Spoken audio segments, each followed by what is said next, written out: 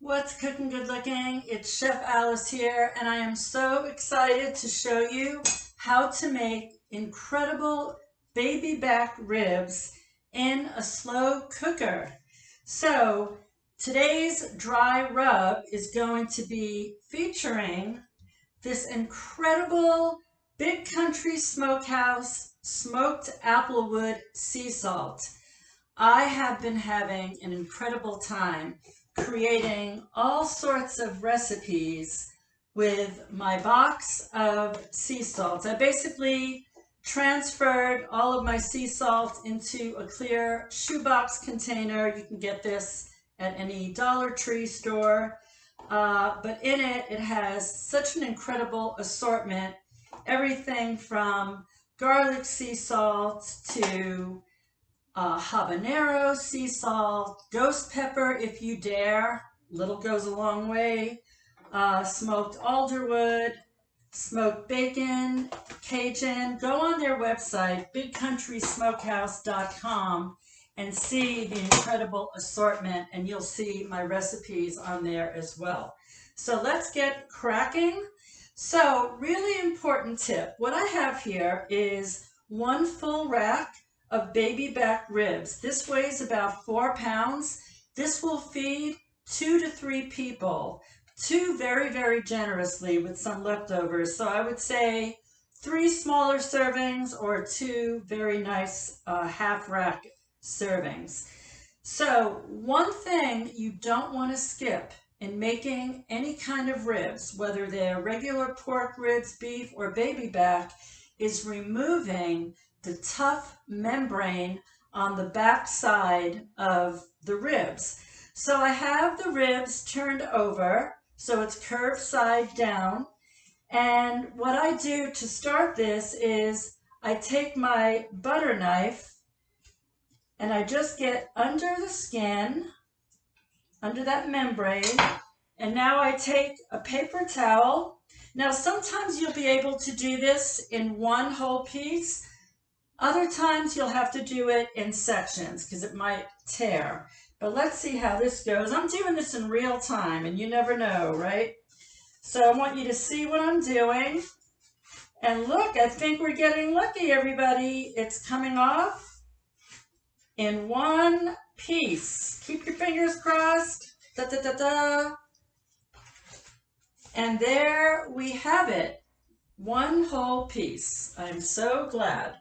So I keep a little garbage bowl right underneath my work area here so I don't have to make lots of trips. I just line a mixing bowl with any kind of grocery bag for my scraps.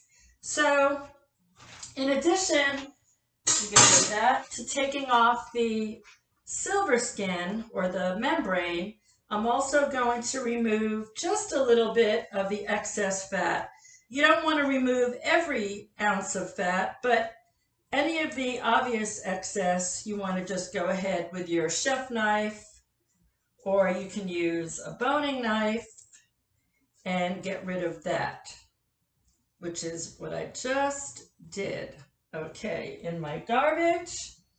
All right, so now I put together a dry rub, and I'm going to show you how I did that. And of course, you're going to get the recipe on bigcountrysmokehouse.com. So what I have here, I have the smoked applewood sea salt. I've got freshly cracked black pepper, paprika, dry mustard. I'm using Coleman's dry mustard. It's pretty strong, but you can use any dried mustard. Equal parts onion powder and garlic powder. And I also have an unusual ingredient, which is cinnamon and a little bit of cayenne pepper for added heat. So the reason I'm using the Big Country Smokehouse smoked applewood sea salt is, since I'm going to be making these in a slow cooker and not on a grill that I line with, let's say, hickory chips or alderwood chips, I want to add that nice smoky flavor that a barbecue would give you, but a slow cooker cannot. So this is going to fit the bill just fine. So I'm going to go ahead and dump this into my bowl. Let me give my hands a very quick wash and a little dry. All right. Okay, here we go. We're going to go ahead and mix this. And I think for sweetness, I'm also going to add about 1/4 cup of light brown sugar. So I forgot to have that on my tray. So we'll go ahead and do that now. I can pretty much guesstimate. Perfect. 1/4 cup. All right, now we are ready to rock and roll. And the nice thing is about using a slow cooker, you set it and forget it. And this will give you plenty of time to make whatever kind of side dishes you like. Now, because this is a meat we're using as your entree, you don't want to go too heavy with your side dishes. I recommend something like maybe a side of corn on the cob and a slaw, or a salad, maybe a baked potato. But you don't need anything with a lot of gravy and stuff like that, because in addition to the dry rub, you're also going to add to your slow cooker barbecue sauce and a little bit of water. You don't need a lot, because the slow cooker really will exude all the moisture from the meat. So now, just using my fingers, as you can see, I'm just going to rub this in, just like this. And oh my gosh, if you could smell this, it's unbelievable. My mouth is watering as I am doing this. Now what you do to one side, we do to the other. I lined my big cutting board with plastic wrap. Now, I'm almost done with my rub. Now, in order to fit this in my slow cooker, I'm going to cut this into 3 sections. Now, certainly, when you follow the recipe, if you double the amount of ribs, then you want to double the rub, double the amount of sauce that it calls for. Just use your common sense, basically. Okay, so now I'm going to cut in between, like I said, in 3 sections. We will start right here. You see how easy it is to cut through. We'll go one more here. That's it. Now, I'm going to take my lid off. I'm going to add my ribs.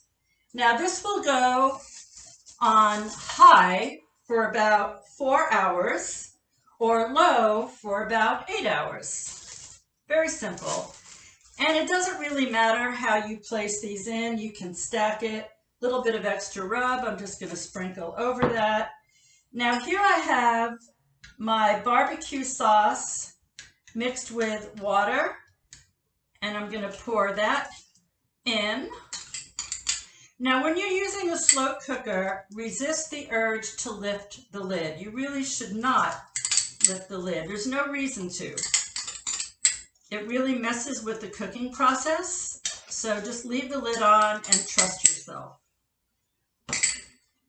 And that is pretty much it. So once this finishes cooking, as your recipe indicates, you're going to take the remaining ½ cup of the barbecue sauce. You're going to lay your ribs out on a foil-lined sheet pan for easy cleanup, and set your broiler on high. Brush it with the remaining barbecue sauce, put it under the broiler for about 4 minutes until it gets really that beautiful brown, charred, blistered in spots. So it's, because color equals flavor, and it's going to be fall off the bone tender. I promise you that. Please reach out to bigcountrysmokehouse.com for this recipe and many others, and stay safe and happy cooking.